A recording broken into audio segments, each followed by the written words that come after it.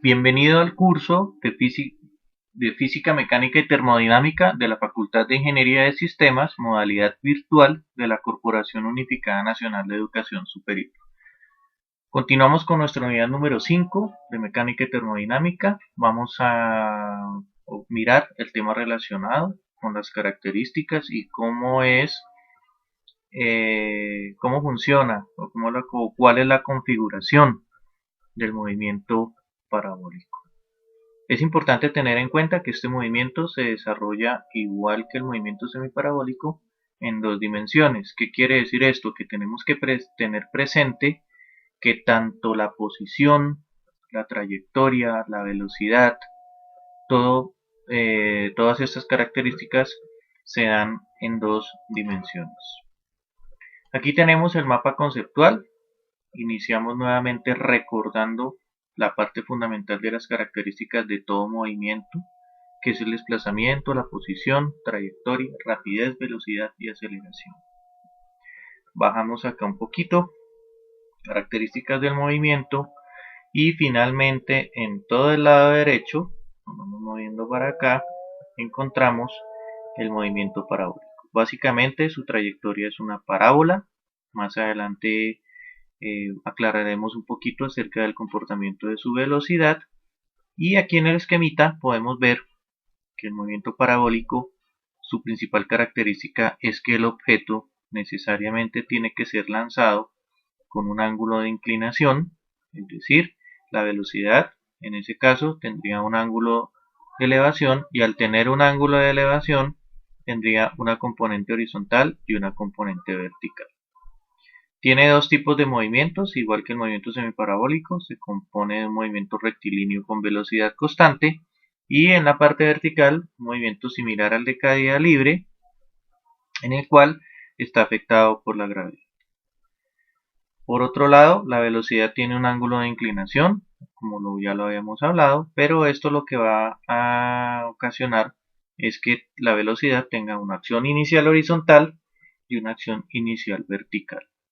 La horizontal, como es un movimiento rectilíneo uniforme, permanece constante, y la vertical varía por la acción de la gravedad. Entonces observamos que es un movimiento compuesto, ¿sí? Un movimiento compuesto lo que quiere decir es que dentro de él se dan dos movimientos que se vieron anteriormente, pero cada uno se desarrolla de manera independiente. El movimiento parabólico, entonces ya reafirmando un poquito más las ideas, básicamente está compuesto por dos movimientos, un movimiento rectilíneo uniforme y un movimiento rectilíneo acelerado similar al de la gravedad. Aquí pues tenemos en cuenta un poquito el principio de Galileo, que pone de presente que cuando un cuerpo es sometido simultáneamente a dos movimientos, cada uno se cumple de manera independiente.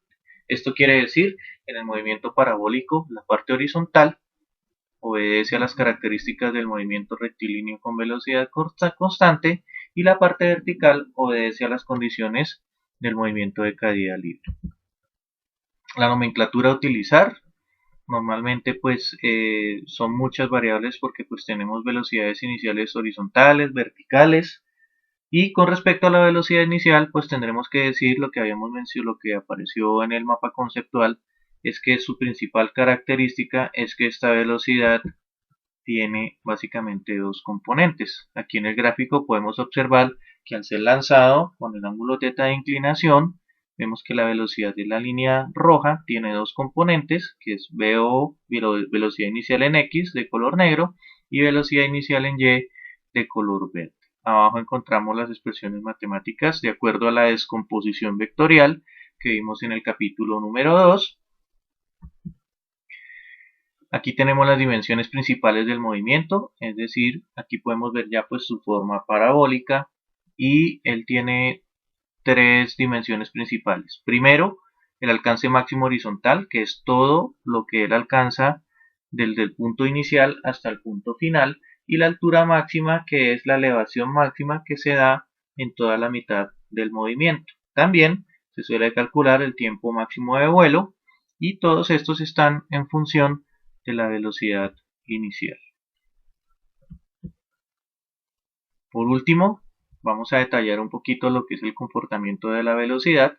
Como podemos observar en el gráfico, existe la velocidad inicial, ya vimos cómo se descompone, la que está en rojo, y a medida que el cuerpo va recorriendo la trayectoria, lo que notamos es que la velocidad que está en negro, que dice Vx, no cambia de valor en ninguna de las posiciones. Esto es debido a que, como hablamos anteriormente, se desarrolla horizontalmente un movimiento rectilíneo uniforme con velocidad constante.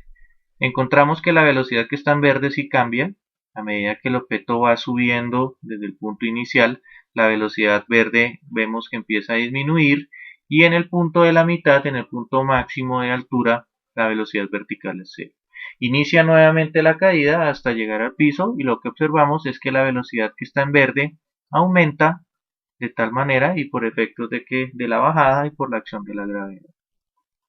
Bueno, de antemano pues les recuerdo, como siempre, mirar los enlaces, mirar los videos, consultar libros, consultar pues más material de internet. Muchas gracias por todo y quedamos a su entera disposición.